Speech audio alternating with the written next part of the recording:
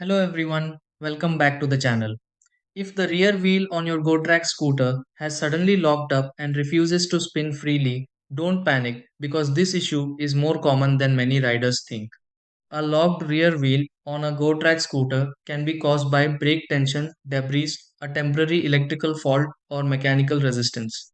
Fortunately, this doesn't always mean that the motor or wheel assembly needs to be replaced. In many situations, a few simple checks can help identify the problem and restore normal movement. Before considering expensive repairs, there are several troubleshooting methods worth trying. In this video, I'll walk you through several easy steps that may help fix a GOTRAX scooter with a locked rear wheel. Try these. Step 1. Turn off the GOTRAX scooter and place it on a stable surface. Step 2. Examine the rear wheel of the GOTRAX scooter for dirt or objects causing blockage.